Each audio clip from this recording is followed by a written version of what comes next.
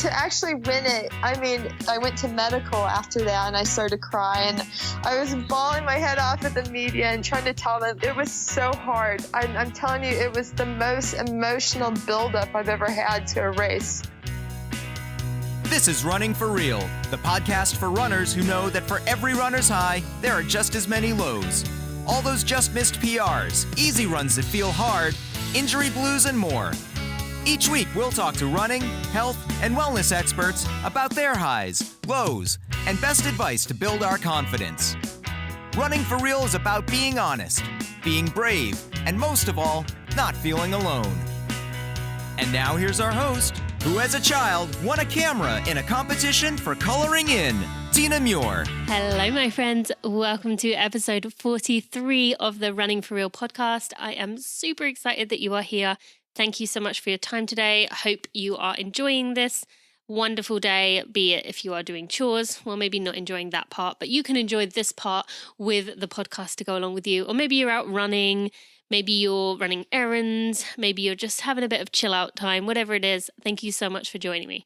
Now, last week we had Bhumika Patel, who's become kind of the face of running in India. She's the project manager at IBM and best known for being a wonderful running ambassador for women in India. Her story is really inspiring, and there really is a reason she was voted one of the 21 women changing the running world by Women's Running magazine. I may have been on that list too, but we aren't here to talk about me. She is a great guest, and if you missed that episode, be sure to go check it out. Now, today I have someone who is fun-loving, smart, and incredibly talented. Now, I'm an elite runner, maybe on hiatus, but I can't even wrap my brain around how someone can do what she does. Camille Heron recently ran 7:38 per mile pace for 100 miles. Yes, you did hear that right. And we talked to her about this race, about winning Comrades, such a legendary race, just a few months before, and what she learned about bone health during her master's thesis. Camille has a lot to share, and you're going to get to see both sides. So after a quick word from our sponsors, we'll be right to Camille. New year, new you. Well, kind of. By now, most of us know that big New Year's resolutions really don't stick most of the time. But small ones that we can actually stick to, they will make a heck of a difference. Just like adding Body Health Perfect Amino to your routine made a big difference for me, and it could to you too. You know when you're out there running and you're really struggling and you do listen to music just to kind of help get you through? The quality of the headphones really makes such a huge difference. And V, in addition to being a great running buddy and training partner, has amazing sound. Make sure you check it out at getv.com/runningforreal. Camille, thank you so much for being here today on the Running for Real podcast. I am really excited to learn from you and just hear more about these absolutely mind-blowing feats that you've been able to accomplish, but also what, the other side of things, the career side of things outside of running. I'm also looking forward to that. So thank you so much for your time today. Yeah. Thank you, Tina. I'm excited to chat with you, and I love your voice. You love my voice? Well, I have a cold right now, so I don't know, is that the husky version of my voice, or is it just my voice in general? I like your accent. Oh, yeah. Okay, that's probably it. You must meet other British people, though, while you're traveling all over the world. I do. Ellie Greenwood, that's it. She has this pretty similar to mine. So yeah, but thank you. That's nice. I've met several UK people, and I can tell a difference. Like you're probably from some different part than another friend, So yeah, there's a lot of different accents. Just like I guess anywhere else in the world, there's all these different ones. But we're going to talk about your impressive results, as I kind of mentioned briefly a minute ago, from running 2:37 in the marathon, which, by the way, for our listeners, Camille then followed up with the 2:40 just 2 weeks later to running world records in 100-mile races. You've really covered the distance when it comes to distance running and being successful. But before we do and dive into your running specifically, I wanted to talk about Camille outside of running. So you have a very interesting degree and career that you were kind of following outside of your running. So maybe tell us about, you studied bone and exercise, did your master's on enhancing bone recovery. Yep. through vibration training. Now, tell us how that caught your interest and, what made you decide to go down that kind of avenue? So this whole running thing, is a bit of a surprise. I was I was very studious in high school and college, and I had 7 stress fractures in high school Wow. and college. And, one thing to point out about myself is I grew 9 inches in high school.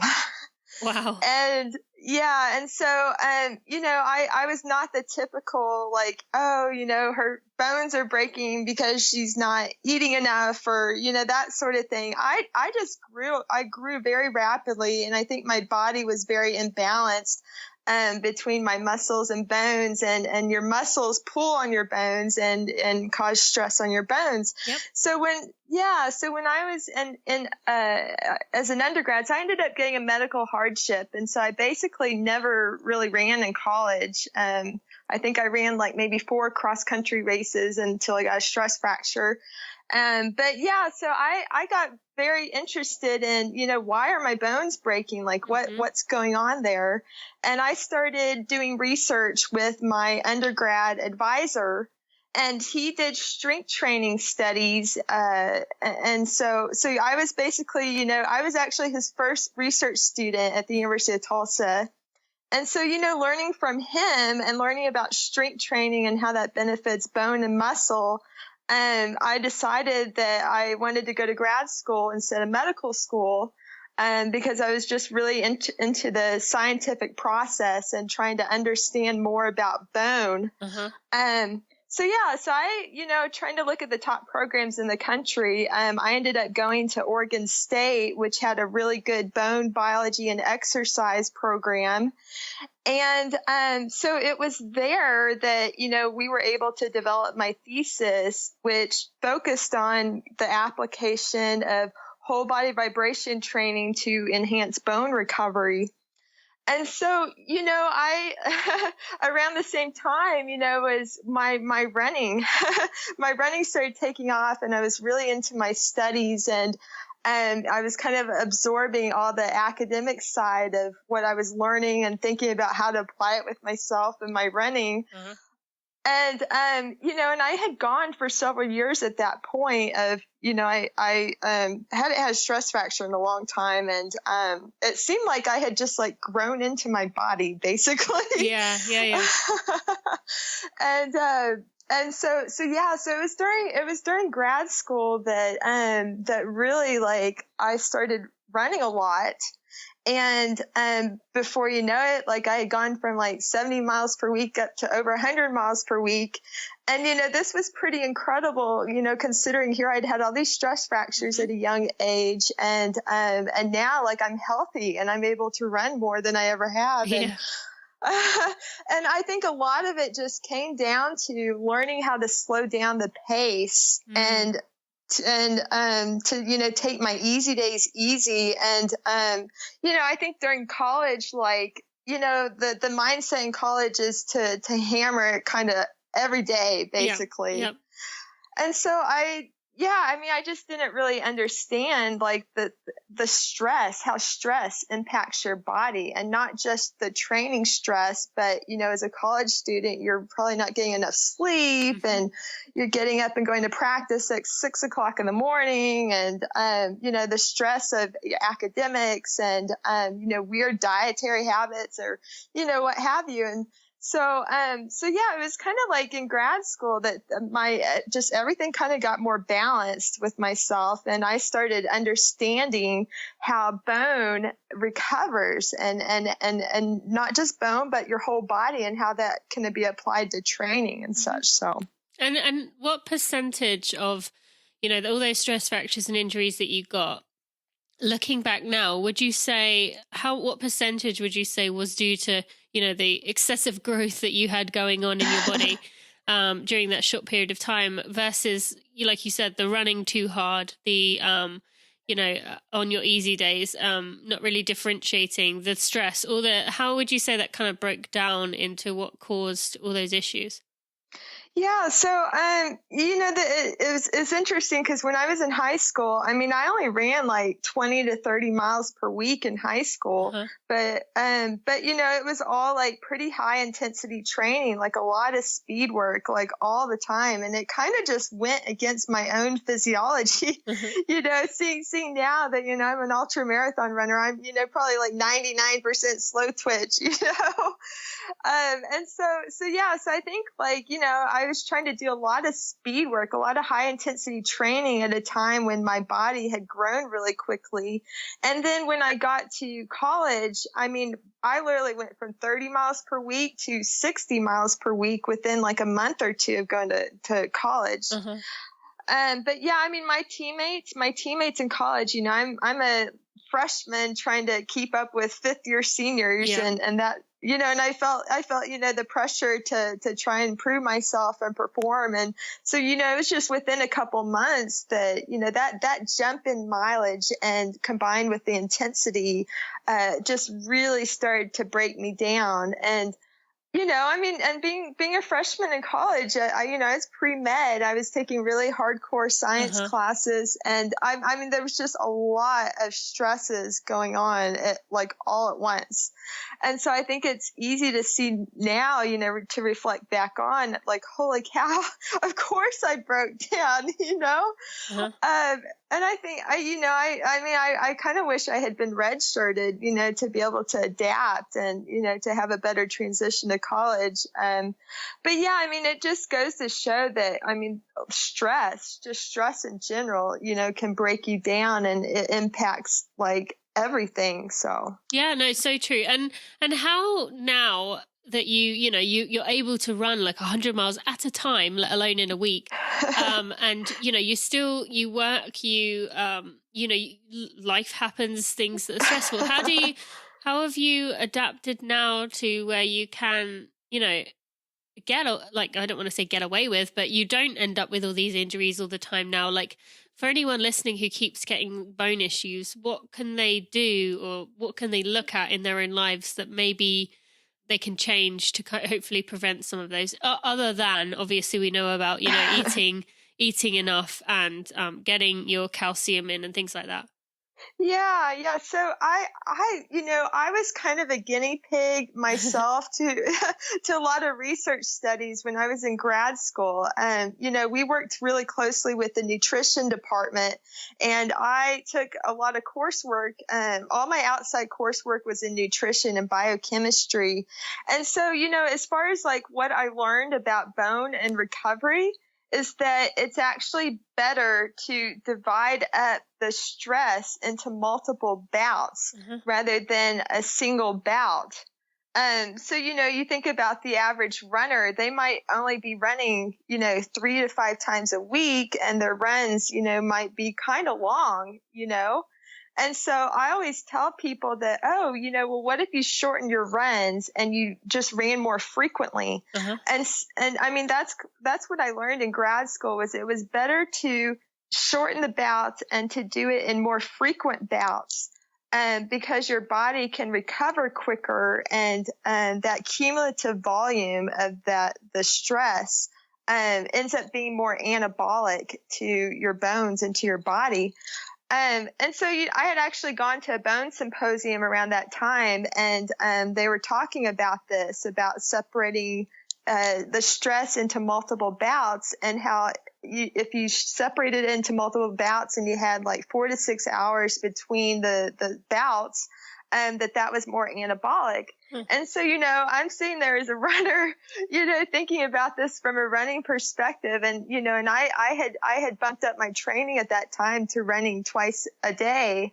And, it really reinforced to me that it was better to, rather than going out, for these like exceptionally long, like 20 plus mile long runs, it was better to separate it out, to shorten it, and to separate it into multiple bouts. And so, that was kind of a light bulb moment to me that, I found that I could increase my mileage like really, really high. I started getting over 100 miles per week. And the reason I was able to do it is because I was running twice a day. So you run twice a day every day? Yeah, so I basically started running twice a day, every day, unless I was tired or recovering from a race or maybe felt an injury or something coming on. And so I found that I could sustain the volume if I, kept up this twice a day regimen, with my exercise. And then it just kind of became kind of fun. It was like, well, how many 100-mile weeks can I string together? And so I think I went on like a 16-week streak, starting in November 2006. I went like 16 weeks or something like that, of getting in over 100 miles per week. And then I actually ended up having a freak accident and I fractured a rib. But yeah, anyways, I just found that I could sustain the volume really high by separating into multiple bouts. And then at the same time, I was starting to develop aerobically as a runner and see like performance improvements. So, but yeah, so getting back to the whole using myself as a guinea pig in grad school. So I had some really, really good nutrition professors and advisors and, students I was working with. And they really enforced to me to make sure that I was eating frequently throughout the day to help sustain my energy and my, to keep up with all my exercise I was putting in. And so I ended up participating in a study where they looked at my diet relative to my energy expenditure. And I was in energy balance by an incredible, I think it was like within like 80 kilocalories. Which was pretty amazing considering all my energy expenditure. I was very in tune with my body and making sure I was meeting my energy needs. And so they were really impressed with that because, I mean, just, obviously, I'm not only running a lot, but I'm a student, and so just trying to meet my energy needs is exceptional. And so, yeah, they just really reinforced to me to make sure, that I was eating frequently throughout the day and really, concentrating on my own, how I feel and trying to make sure I always have snacks with me and that sort of thing. So how often would you say, you said eating regularly or frequently, how often would you say that you are eating something, just for listeners? Yeah. So, I mean, I probably eat like 6 to 7 times a day, like probably, with like every 2 to 3 hours. And, I'm just kind of like grazing between meals and, snacking on things. I worked full time for a couple years and now I'm working more part time, but I always make sure I have like energy bars and trail mix in my purse. And have water and, sometimes, I might have like tea or coffee. Yeah. Yeah, but I mean, it's I'm very busy now, with my day job, and I actually work in an animal facility where I'm like, decked out in like all the stuff that you have to wear in there, and I have to make a conscious effort, to go and take a break in the break room and drink and eat and that sort of thing. But yeah, I mean, I think a lot of the lessons that I learned from grad school, on being conscious and being aware of my energy needs, I've had to apply that as, a elite level athlete too. Yeah. So no, I think that's good. And thank you for explaining that. I think that gives people listening a lot to think about, especially if they have had injuries or are struggling with injuries right now. Now, you are kind of known for being someone who can bounce back quickly after races. You often run back-to-back marathons. And for those wondering, how do you recover fast? So you mentioned, food is obviously a big part of it, making sure you're getting the right fuel. But what else allows you to be able to run those marathons so close to one another? Yeah, and so how I got into the whole ultra thing was, I started running back-to-back marathons, and I obviously, as I mentioned, did my master's thesis on enhancing bone recovery. Yeah. And so, to basically enhance recovery, it all comes down to blood flow. And so, not just running, but walking or standing. And so, when I started doing these back-to-back marathons, I was very conscious of, thinking about, okay, well, how do you enhance recovery? Well, it all comes down to blood flow. And so, I would basically do like a reverse taper. So you know how you taper down for a marathon? Well, you can build yourself back up, after a marathon. And so I would do, I might take a day or two off, but I would be like walking or that sort of thing. Mm-hmm. And so, I would do like basically a reverse taper to build my mileage back up. And, even running, I might start back with a couple single days and then go back into running twice a day. I mean, it kind of plays into the whole cross training concept that, to get the blood flow going, it gets growth factors and micronutrients to where it needs to go to help enhance recovery. And so, I started pushing the limits, doing like marathons on back-to-back weekends and every, it was fun for me. It was fun for me because I'm being a science person and this is kind of my forte. It's like I was a bit of a science experiment with myself. But also, getting your sleep. Mm-hmm. I mean, your sleep is definitely, it's a source of growth hormone release. And so, I really, my husband and I really try to emphasize, creating a really comfortable sleep environment. And, this is something that people don't necessarily think about, but, your sleep habits and your, not having light coming in and, the temperature in your house and, your bedding, just like all these things, can impact your sleep quality and that sort of thing. So for sure. No, thank you. That's helpful. And, I think it's good you mentioned sleep there because that is so absolutely critical. And I think that's one area I definitely wasn't as good at as an elite, but it's good that you've mentioned that, as I think it does apply across the board for all of us. And it's something that doesn't cost anything, but you can easily change it if you want to. Now, let's talk more about some of these results we've been talking about. Starting with, earlier in 2017, you won Comrades, 56-mile race for anyone who's not sure. You were only the third American to win and the first since 1997. Now, before we get on to the actual, what it felt like, there was a bit of a mishap near the finish. So maybe just for those listeners, as this is running for real and we like to be honest and kind of share those ups and down moments, then in my opinion, that's an ultimate running for real moment, a moment that only runners will understand. So tell us what happened when it came to the finish line of the race. So I'm had led from start to finish for Comrades, which is pretty uncommon. They always say not to go out too hard, especially at Comrades when it's the uphill course. And so I went out hard and everybody, it's funny to listen to the commentators because they're like, oh, she's going to die. She's not going to be able to keep this up. And, in my mission, basically, so I'm the race and it comes down the 55-mile race, it comes down to the final 200 meters and they had a arch with a timing mat and they had a guy standing there that hands me a rose and hands me a baton and I'm thinking, okay, I think I'm finished, and I stop and everybody's watching on their computers and TVs at home, and they're like, no, it's not the finish. And I'm just kind of stumbling around, thinking, oh, where is everybody? And fortunately, I had a large enough lead that it really didn't matter. But basically, another runner finally came up behind me.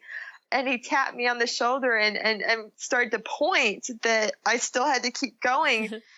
And so, it was adrenaline rush. I looked over my shoulder to see if anybody's coming, and then I went into an all-out sprint, and I had to go around the corner to get to the actual finish line. So I couldn't see the real finish line.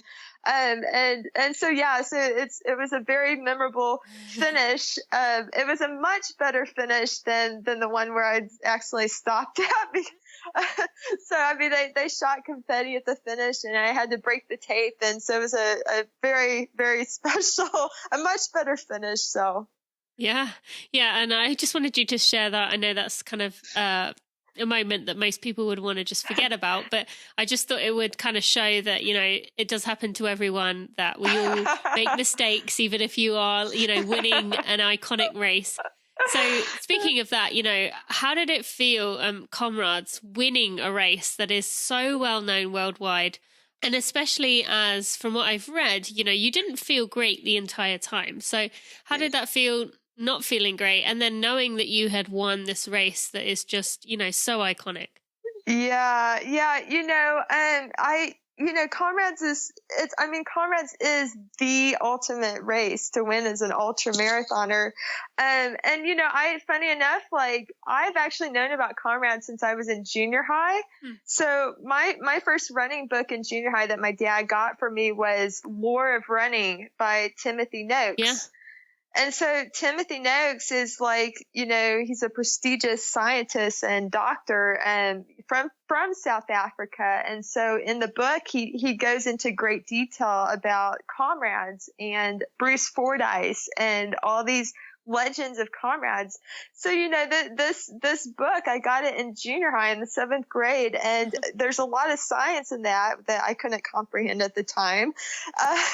But I'm reading about these stories about Bruce Fordyce, and I'm like, I couldn't wrap my head around how they were running 56 miles and, you know, how they were able to eat and fuel and hydrate and that sort of thing. But I had it in my head, you know, as I developed as a runner, that, you know, well, if I'm going to run an ultra someday, it's got to be Comrades. So, you know, I mean, Comrades, is the ultimate race to run and potentially win. And so, you know, to find myself, you know, in position to win. I mean, I just wanted to run it someday. I would have never guessed that I would have the talent to go on to win it. And, you know, another thing to point out is I tore my MCL in the middle of March. So I was at a trail race, and it was very muddy, and I had slipped and I tore my MCL. It was partially torn, fortunately. It was not fully torn. And this is like 10 weeks before Comrades. And I had to take 2 weeks off, and I was working my PT, and, you know, and I did, as I mentioned, you know, I did my thesis on recovery and trying to understand how to heal injuries quicker. So I only had 8 weeks to train for Comrades. And I can tell you that literally every single day, almost every single day, I was crying. It was so hard. It was so hard to train. I mean, my first day running after my knee injury, I mean, I could only run like 50 meters. And then I'd have to stop and walk because my knee was just too weak, and I just couldn't keep going until my leg would give out on me. So I only had 8 weeks to build towards Comrades, and every single day was hard. And even 3 weeks out from the race, we hadn't booked our plane tickets to the race yet because we weren't sure if my fitness was quite there to be ready for it. To even complete it?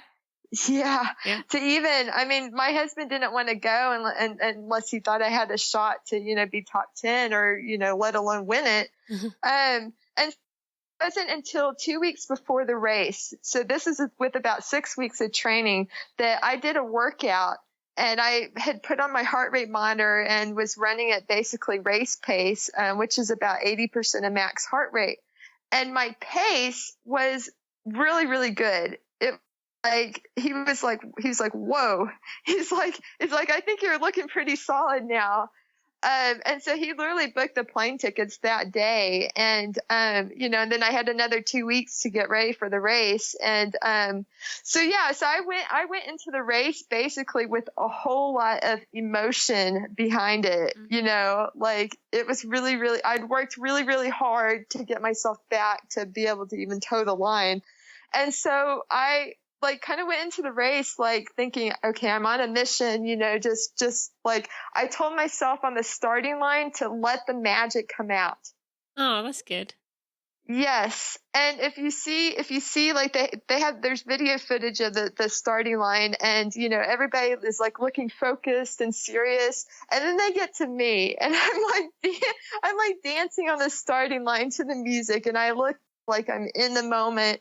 And as I mentioned, you know, I'm telling myself, okay, just let the magic come out. just let the magic.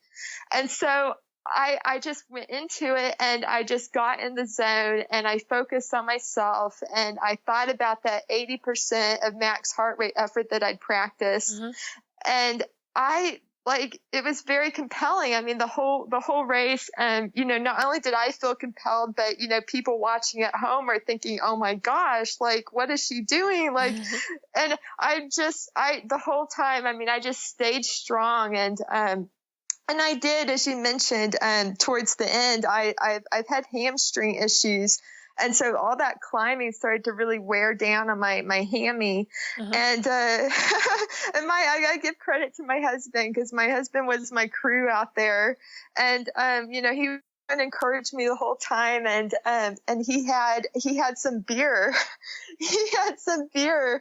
And, my hammy was really weighing on my mind during the race. I'm like, oh, I'm feeling my hammy. And I'm still at the same time trying to dig deep. But my husband ended up giving me some beer, I think with 20K to go. And, that kind of took my mind. And, so anyways, that took your mind off it just because it gave you a burst of energy, or because you were kind of felt a bit naughty having a beer, or what was the reason that kind of gave you the distraction? I don't know. I think it just kind of relaxed me. When you're running that far, I think if you treat yourself to something, that it just kind of gives you that extra boost. And so, I've learned this before with other ultras that, you're going that far, and you get kind of tired of taking gels for hours and hours, and so it was kind of nice to mix it up and have a beer, have something a little different, you know?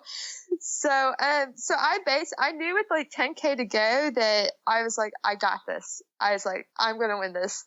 It was exciting. It was really, really, it was trying to I hold it all in and, not get too anxious and suddenly bonk, I was still trying to focus and, just keep moving and keep turning over. But yeah, I mean, to actually win it, I mean, I started to cry probably, I think it was in I went to medical after that, and I started to cry, and then I had to go to the media, and I was bawling my head off at the media and trying to tell them it was so hard. I'm telling you, it was the most emotional buildup I've ever had to a race. Yeah. And probably made it mean so much more though. It really, really did. It was not a perfect buildup. I was not in the best of shape. I was not in the best of health. And I tell people that I that race with my heart. Yeah. It was all heart. There was nothing. I felt it was so much emotion behind trying to win that race and trying to overcome everything I had been through. And, you see it on display. I mean, even when I go back and watch it, and I just remember feeling I was on a mission. Yeah. I was on this to do something, really, really incredible. And, yeah. And you certainly did, that's for sure. And, thank you for sharing that and giving us the kind of, behind the scenes of what was going on, because it's very easy for people to look at a result like that and think, oh yeah, well, everything was great for her. But to hear how emotional that was and how, stressful it was even just a few weeks before, not knowing. Yes. So thank you for sharing that. And again, with you had this incredible high of winning this race. And then you actually tried again to race not long after at Western States, ended up not finishing. So maybe tell us what happened there. So to just show that even for someone like you who can come back after 8 weeks of training and win this iconic race, it doesn't mean that you necessarily are just on this high and can just keep bouncing off. So what happened then at Western States? Yeah. So, I mean, I've been on a roller coaster this year. I've had like extreme highs combined with some extreme lows. And, so I went in with the goal this year of trying to win Comrades and Western States in the same year, which only Ann Trayson has done. And so I consider that probably the pinnacle of excellence as an ultra runner. And so I had 3 weeks between Comrades and Western States. Yeah. And so I did my thesis on enhancing recovery. And so I'm used to running back-to-back races really close together. And so I actually went into Western States feeling really, really good. Like I was really, really stoked. I was like, I am feeling like $1,000,000. I'm super pumped up about this. And unfortunately, the race had a lot of snow, like in the first 15 miles. And one of the race rules is that we can't alter our shoes from the way that they're manufactured. You can't put like ice spikes on your shoes. And so, so anyways, everybody's like, oh, just tough it out through the snow and the mud and all that, And so I'm thinking in my mind like, oh, I just got to tough it out or whatever. Well, so the first 3 miles was climbing on dry terrain, and I'm up with the men. I'm a pretty good climber, and so I'd won the Comrades uphill course, going at a pretty high intensity on the roads, and then going to trail, and so it felt really easy to me. Well, about 5.5 miles, we'd hit the snow, and immediately I started to slip. And about 5.5 miles into the race, I slid down a snow embankment and I smacked a tree and I hit my head. And I was just like, I didn't realize at the time, but I had a concussion. And I kept falling like over and over and over again. And, looking at my GPS data, it's like, it's like shark's teeth because, I was just like falling all over and over and over again. And, I had a concussion and, it was like an out of body experience almost. Like I just felt like my head was like floating on top of my body. And so I had to get back up the snow embankment. I had to keep going and everybody's like passing me. And it was like I was moving in slow motion. And, I started to have like pain in my head and neck. And, I started to feel paralysis in my hands and I couldn't move my hands and feel my hands. And so, this is like 5+ miles into my first 100 miler. Yeah, not ideal. Not a good situation to be in, that early in a race. And, with ultra running, a lot of it is about persevering and, trying to overcome things. But, I've learned that you don't want to push through a head injury. Yeah. Yeah. I mean, it was really, really scary. And I tried to drop out at I think it was around 10 miles. Cause it was just like my body was in this weird, I knew something was wrong, but I wasn't fully conscious to realize what was wrong with me. And then they tried to encourage me to keep going another 5 miles to medical. And I slid down another snow embankment and hit a tree and bruised my ribs. And so I'm trying to keep going, I'm trying to keep persevering, but at the same time, I was not all there and it just wasn't safe, Kind of scary, actually. Yeah, thinking about it. So anyways, I ended up dropping out, and that was a tough pill to swallow. Because here I was feeling so great going into the race. But yeah, and so then I had to recover from all that, and I tried to go run the Leadville 100, which was in the middle of August, and same thing. I went into that race feeling really, really good. I thought, oh my gosh, I'm going to get redemption. This is it. I am going to crush this thing. And 25 miles into the race, we had to go across a rutted grass field. And so we went across this grass field and then had to get onto road.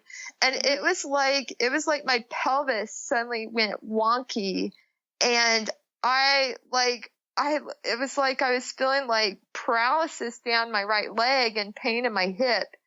And I didn't know, it was like I couldn't run. It was like I was like trying to swing my right leg through, and I just could not run. And I went another 16 miles just trying to shake out my leg, and I didn't know what was wrong. And so unfortunately I finally got to my husband around 40 miles, and I told him, I was like, I can't run. I was like, I just can't feel my leg. It's like shooting pain down my leg.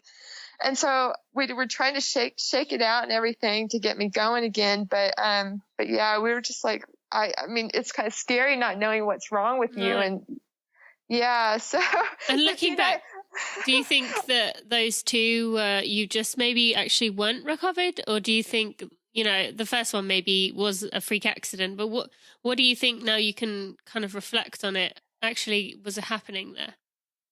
Yeah, I really think they were just like freak accidents. I mean, with trail running, the thing is there's so many variables with trail running and so many unpredictable things. And, it's not like road racing where you're on the same surface and, you've got a pretty good sense of like your effort. You don't have to worry about obstacles. And, I hope I'm not scaring you away from ultra running, sharing my stories. But trail running is it can be very, very unpredictable. And so, yeah, I mean, I do think though that, with all the falling that I at Western States and, even tearing my MCL, as I mentioned last spring, I had to start working with my PTs to get myself back together. Mm-hmm. And my pelvis, I've got some imbalances in my pelvis. And so it is very plausible, that what happened at Western States has created some imbalances in my pelvis. And so we've had to really, really work on getting everything, back in balance and strong again. So. Yeah. Well, I'm glad you've made the changes that you need to make, hopefully moving forward. And thank you for sharing that. And obviously, this started to pay off as you did come back recently for the Tunnel Hill 100 mile in Vienne, Illinois. And, just casually smashing the world record by over an hour. But the thing that I think people want to know about is that averages out to 7:38 pace for your first 100 mile. Now, for people who are listening and they can't even do 7:38 mile, how is that, how is that possible, I guess? But like, is this that did you stop for food, or like, did you run through the stops, or like, how did you manage that? Just for anyone listening who's just mind is blown by that pace. Well, yeah, I don't think I really had wrapped my head around it before the race, like what pace I was going to be running per mile and the significance of my goal and everything. Yeah. And so like, as I mentioned, I've averaged over 100 miles per week for 11 years. So like, as I mentioned, I started running 100 miles per week when I was in grad school in 2006. And the reason I've been able to keep this up is because I basically run every day, twice a day. And so I split up my training, and it seems manageable for me, and I benefit from that. And so, everybody's like, how did you go run 100 miles that fast? And I think that my body is this is like a cumulative volume that I've done over such a long period of time. And so like, I mean, I just had faith, I guess, that, all my training that I've done, could carry me for that distance. And so, I had done some long training runs with a heart rate monitor, and I had focused on hitting 75% of heart rate max, which, that's like an easy to steady pace for a long run for me. Mm-hmm. And so like, how I was able to formulate like my goal time that I wanted to go for. There's a guy named Zach Bitter who holds he's the American record holder for 100 miles, and he's run 11:40. And I had finished 21 minutes behind Zach for a 50 miler 2 years ago. And so I figured, well, theoretically, if you double that distance, maybe I'd be like 40 to 50 minutes slower than him for 100 miles, which would put me around 12:20 to 12:30. And people are like, oh my gosh, that's over an hour quicker than the world record. And I didn't let that scare me. I just figured, well, maybe it's possible. And so, yeah, that pace for me equated to around 75% of heart rate max. And I practiced that in training. And, a thing to point out, because everybody wants to know, well, how far are your long runs and that sort of thing. I only go about 18 to 22 miles on my long runs. Okay. Yeah, so I'm not going out. I've experimented with my training over the years. I've pushed my long runs up pretty far. And the problem I find with like doing exceptionally long runs is, it just takes a lot out of you. Like it's hard to recover from it. And so I found out 2 years ago when I was training for the 100K World Championship that by keeping my long runs short, I was able to recover quicker and bounce back for a speed work session. And so, I ended up I've had a lot of success, not keeping my long runs, within, kind of like what you do for marathon training. Yeah.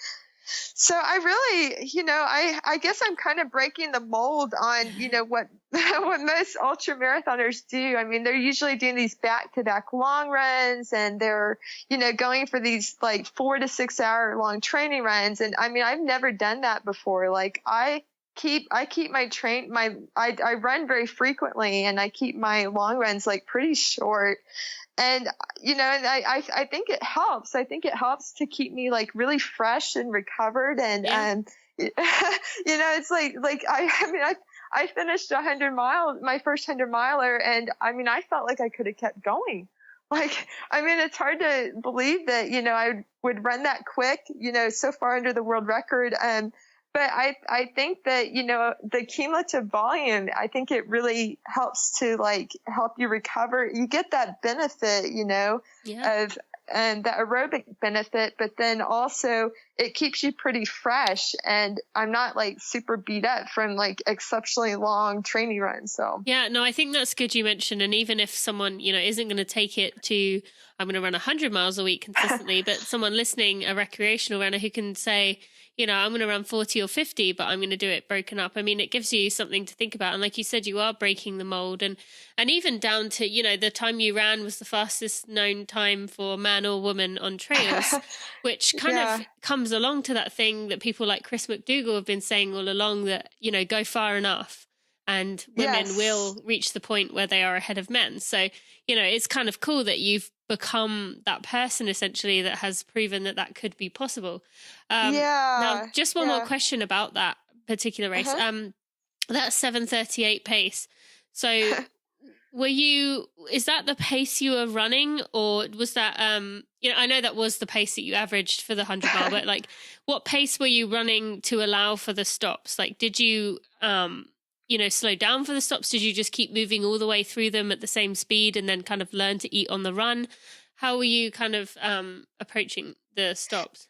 Yeah. So, my husband was crewing me, and, I would say for probably 2/3 of the race, we were pretty efficient with, the times that he was crewing me, and I was able to drop my stuff and, grab new stuff from him and keep moving. I did have some bathroom breaks. Everybody's like, hey, did you go to the bathroom? I'm like, yeah, I sure did. So, there's a lot of logistics with ultra running and trail running, and, and I'm having to deal with trash and, and where to put my gels, and sometimes I drop things. I drop things and I would stop to pick it up, and then I would feel like, oh, I don't know if I can get myself back up and get going. I think we all know that feeling, and even more so in an ultra. Yeah, so I'm thinking, okay, I got to keep moving. I got to not stop. If I do stop, not stop for too long. And so, it wasn't, a fully fluid, nonstop 100 miles. There were moments that I did stop, and, my husband and I have started incorporating beer into my race strategy. And, it's kind of nice to look forward to having a beer at like 80 miles. And so, another thing to mention is I was winning the race outright. Mm-hmm. And I had a feeling of kind of adrenaline from that, and not letting the top male, the guy behind me, try to catch me. And so in my mind, I literally felt like I was being chased by a lion. And so like it was very, very momentum. I had a lot of momentum going behind me, trying to win the race outright. It was really exciting for me. And, I think that really helped to keep me going. If I had been in second place, maybe I wouldn't have had that kind of momentum. Yeah, for sure. No, thank you. And thanks for sharing that. And just one more thing before we get on to the Running for Real 4, you mentioned about having that beer in your training plan now, and, you have it quite often now in the final 20 miles of a race.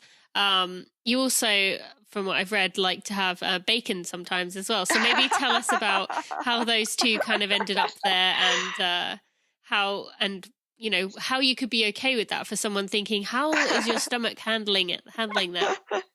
Oh gosh. I haven't had bacon like during a race yet. But my husband was very prepared with just about anything that I might want, going 30 plus miles further than I ever have. Yeah. You don't know what your cravings are going to be and what your energy is going to be like. And I haven't taken solids before in an ultra yet. I know that people have told me, the longer you go, the more you need like real sustenance. Uh-huh. And so fortunately I was able to get through the race just with liquids and gels. And so, but I would say like pretty much every long run I've done for the past like 10 plus years. I mean, I come home and my husband's got like bacon and eggs ready for me. So, I seem to have a pretty good gut. And, with ultra running, that's a really, really critical thing is mm-hmm. that, to be able to eat and to fuel and hydrate and keep your gut happy. I mean, that's a logistical type thing that you have to troubleshoot sometimes. And so I've gotten really good at being able to sense what my energy is like. Uh-huh. And being aware, especially like you don't want to be taking in too much sugars because your gut can only absorb a certain concentration. So I really just concentrate on what the science supports for races, which is to get in 60 to 90 grams of carbohydrates per hour. And so I'm basically taking a gel every 30 minutes, and then I'm sipping on sports drink during the race. Mm-hmm. And so I'm just thinking in my mind, I'm just thinking about, applying the science and we know this, what the science supports. So. Yeah, great. Well, thank you for sharing. And I know that you do share a lot online. We're going to ask about your social media in a minute. If people want to kind of follow along with you, and Camille shares quite a lot of helpful information for a lot of the listeners. So maybe, she is someone you want to consider following in the future. Now we're just going to take a moment to thank our sponsors, and we'll be back with the Running for Real 4. Earlier on in the show, I mentioned that Body Health Perfect Amino made a big difference to me, and it really did, especially at this time of year when marathon training starts and things begin to get really tough. This is always a time we feel a bit overwhelmed as the accumulation of miles starts to catch up, especially when combined with those hard, heavy training runs. I found that taking Body Health Perfect Amino made my body recover from training that much quicker, meaning I could really attack those long runs and hard sessions. But it's not just for marathoners, it can be runners of any distance. If you get sore or fatigued during training, Body Health Perfect Amino will help you recover too, and here's why. Your body absorbs 99% of the amino acids in Body Health Perfect Amino, compared with only 48% in eggs and 32% in meat or fish. I would take them immediately after a run, and as they absorb within 25 minutes, that would give me a nice amount of time to stretch, another component of staying healthy. Then you can enjoy your post-race meal. Get 10% off at bodyhealth.com using coupon code TINA10. Are you bored of the treadmill yet? I hated the treadmill and would have done almost anything to avoid it in the winter, but I also didn't have a V at that point, which would have made it so much better, especially with the treadmill capability that Lifebeam have been working so hard to perfect. It works seamlessly and will make the time go by a lot quicker. Well, I guess as quick as staring at a wall can go by, right? Even if you're able to get outside and do all your training, V is the perfect running buddy to keep with you when all those fair weather runners are taking their time off inside because it's too cold or too warm. Last month, I introduced you to V herself in these messages as the virtual trainer to keep you company, and she's so lifelike and real. I hope that kind of came across. If you want to enter to win your own V, go to getv.com/runningforreal, and you can enter to win. All 3 of our recent winners are loving getting to know her, and you can too. I really enjoy the clear quality of the headphones, and I think you will as well. Make sure you go to getv.com/runningforreal. All right, Camille, just 4 more questions with you. The first one we kind of addressed just a minute ago. Maybe that is, it's usually a unique nutrition tip. I would say beer and craving bacon are definitely unique. But what would you say for someone listening is a unique nutrition tip you would like to share? Yeah, I think it's really important after just your daily training runs and also after your races to make sure that you're getting in enough protein. Yeah. And I don't think everybody's, whatever floats your boat, if you're vegan, vegetarian, or you like to eat meat, I think it's really, really important as soon as possible after your runs or races to make sure you get in some good quality protein. So. Mm-hmm. Okay, good. And what is your kind of go-to source? Well, other than bacon. Yeah, I'm a meat eater. I love my meat and potatoes. But after races, I love to eat like juicy cheeseburgers with French fries. That's good to hear. Yeah. Yeah, and have a beer or two. Alcohol. So we're talking about beer, so beer is a vasodilator, and so I think of why it works in races or even after. It's just the fact that it helps blood flow.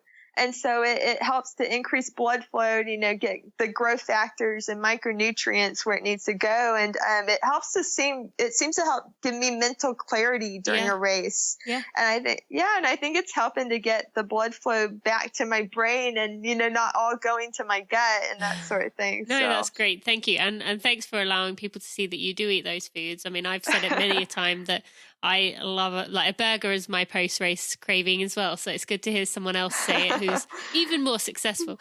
Okay, what about a running for real moment? A moment that only runners will understand?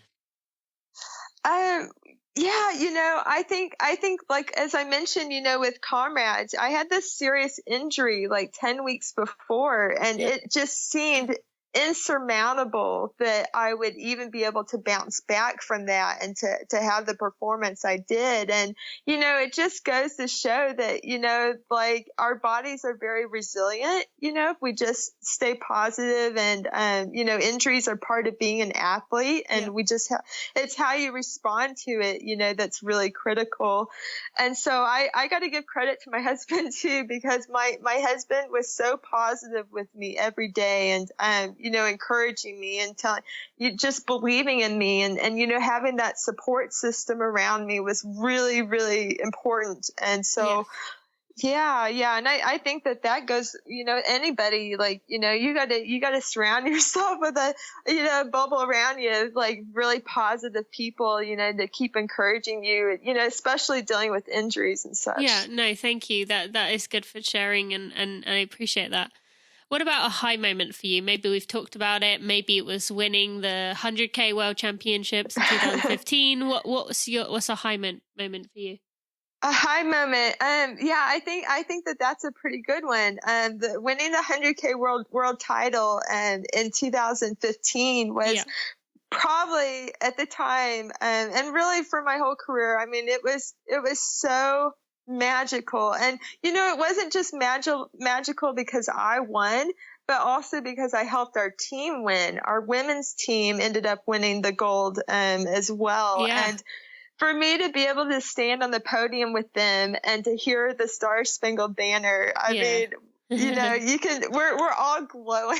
Yeah, I'm sure. It was so cool. It was more cool to me to the team aspect than the individual aspect. So. So cool. Thank you so much for sharing, and yet another one of your accomplishments, and especially being a team one that the listeners are going to love to hear. Finally, what do you tell yourself when you're standing on the start line? Yeah, as I mentioned, I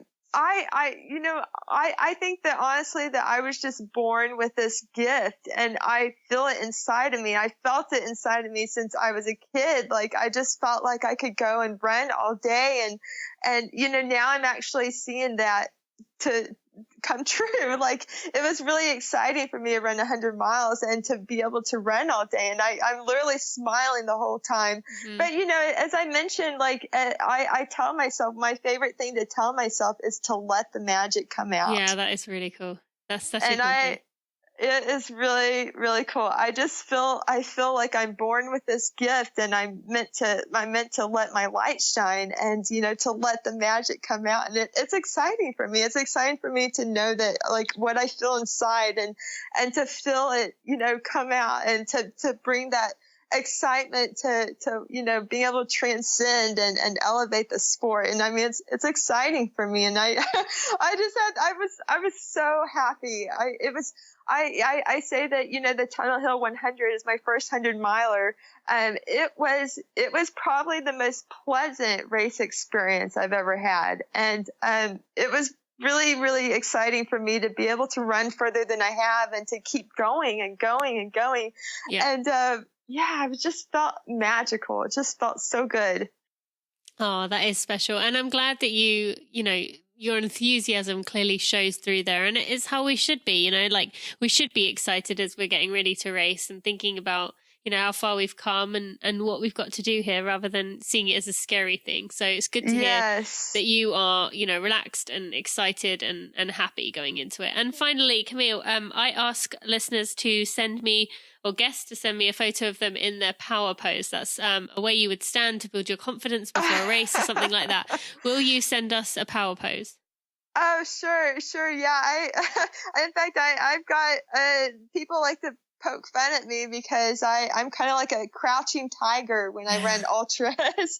And, that goes back to my days as a track runner. I grew up as a sprinter, running the 4x800 meter relay. And you get down like a sprinter. And so I think that, what I learned, it's kind of habit, what I learned as a track runner back in the day. I mean, that's kind of like my moment to, flip the switch, and I'm going into race mode. And, that applies to any distance, even 100 miles. So. Absolutely. Well, thank you. Okay. And finally, how can people find out more about you if they want to follow along in the future? Yeah. So, I'm really active on social media. So, they can find me on Twitter and Facebook, and I've just started my own Facebook page about my running career and such. Mm-hmm. And I'm really active on social media with Twitter, Instagram, Facebook. And then, I've also got my own personal website. I've got a contact link there too. So. Yeah, okay, great. Well, I will put lots of links to that in the show notes. Well, Camille, thank you so much. This was so interesting and great to learn from you. I appreciate you coming on, and I'm sure the listeners have learned a lot. Yeah, thank you, Tina. It's fun. Kind of reassuring to hear, right? Camille had so many issues early in her running days, but now she's figured out what works best for her. And now look at her. There is a lot of good lessons in this one. You can find a link to everything we talked about today in the show notes at tinamuir.com/episode 43. And also in the show notes is information about the new podcast series I have just released this week. I am really excited about these. I put so much time and effort into getting some of the best guests and just people in the running world, like Hal Higdon, like Elise Kopecky, like James Dunn, like Brad Beer. We've got so many good guests here to talk about helping you in specific areas. I give you 5+ hours in various topics like nutrition, like mental training, coming back from injury, first-time runners, there's a marathon one, and there's a pregnancy postpartum one. It's all broken down. You get 5+ hours in each of those, plus a PDF guide to go along with it with advice from those guests. And if you want to find out more information, those are really going to be concise. They have so much information packed into them. Make sure you go check that out at tinamuir.com/series. Now, I just want to take a moment to thank you guys for listening to this episode. I really appreciate it and appreciate your support with this podcast. I know you could be listening to many other different podcasts, so thanks so much for tuning in here. Now, next week we have a very different episode to any other episode I have, as my guest is primarily a Muay Thai boxer, but he's also a runner, so don't worry. But the main reason I wanted Richie Hardcore, yes, that is his name, on the show is because he's become known for inspiring others to live a more positive, happy life. And, it's very real and just giving us good advice on how to handle various situations that might put us in an uncomfortable spot, but you will learn how to kind of handle them. It's very interesting, very different, but make sure you check it out next Friday. Hope you have a great week. Thanks for listening to the Running for Real podcast. Be sure to check out tinamuir.com for show notes and even more helpful running information.